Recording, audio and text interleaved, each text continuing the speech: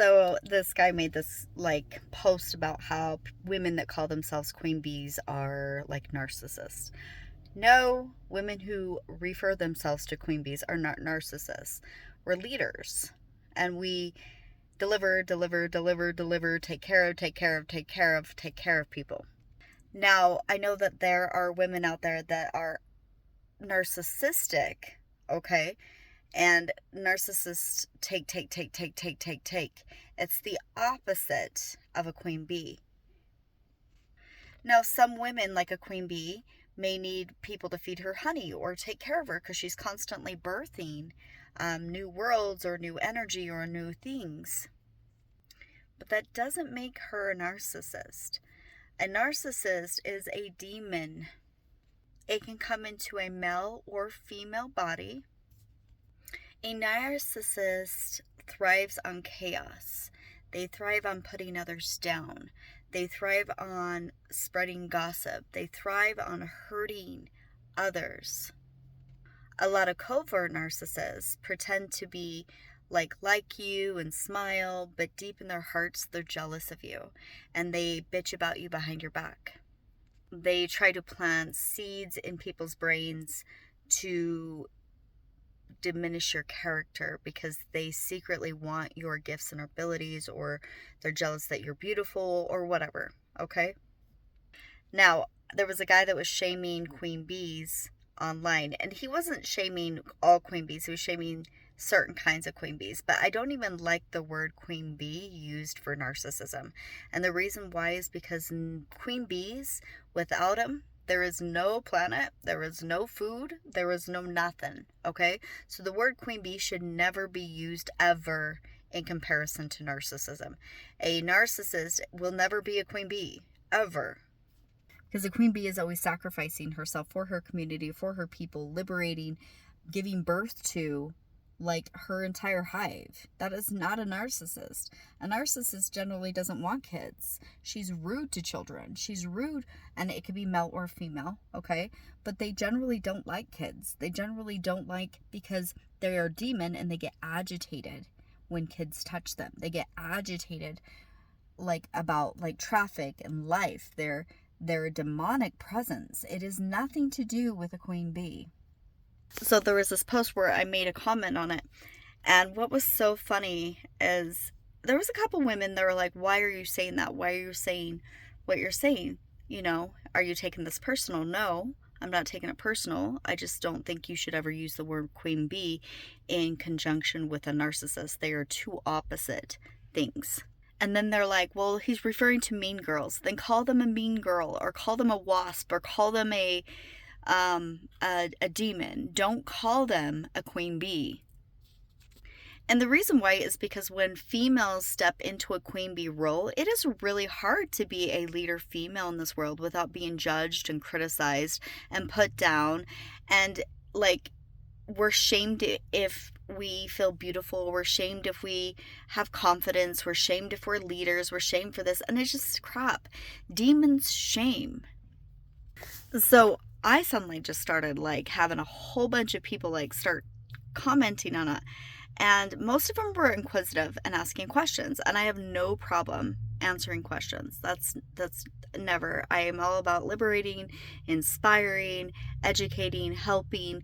But then there was one who started to get real nasty. She's like, oh, you must be like this for thinking you're a queen bee. Oh, straight up, I shut that demon down so fast. Demons will always try to diminish you. They will always try to shame you. They will always project onto you. God speaks life into you. He loves you. He's there to help you. He's here to raise your frequency and vibration. Humans need to understand the difference between God and demons, God and the devil, okay? The devil doesn't want you to feel confident. He doesn't want you to believe you're capable of being a queen bee. He doesn't want you to be a leader.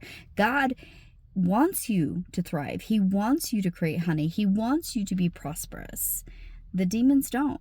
And so when you have people that come in and they start putting you down and shaming and don't get to know you and start projecting, that's a demon. That's not even a human. You need to K-pop those people so fast, put them back in their place, and pop, blocked. Done. Let it go. Stop allowing demons into your life. Stop allowing them around you. Stop letting passive aggressive people put you down. Whenever my husband starts getting passive aggressive with me now, it's like, nope, sorry, I'm not your punching bag. And I just walk off. Like, done. No, no. You do not allow people to ever insult you and put you down. If they want to have a conversation with you, of course, let's talk in healthy, mature, stable ways. And even emotion, I can handle emotion. People can cry at me, they can scream, they can throw fits. I can handle that. There's a lot of pent up emotion that needs to come out. People are as sick as their emotions. And so it's important for them to talk about what's bugging them and being upset. Those things doesn't make a person demonic. What makes a person demonic is when they just instantly start insulting you, just instantly start assuming. They start using your name to like weave like contentious ways. They start shaming you, putting you down, calling you names in a way where they're trying to diminish your confidence. That is not an angel. That is a demon. And people need to know the difference. And so hold those kind of people accountable. No longer tolerate it. The moment you pop them, the moment you won't engage with them, the moment you dismiss them, guess what? It eats at them until that demon can't handle it anymore and it has to evacuate that body eventually.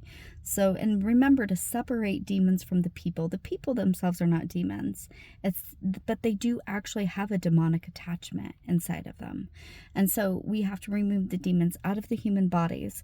And so when a lot of people are going through struggles in the relationship, I'm like, okay, let's face the demon, get rid of the demon and keep the husband or keep the child or keep the friend.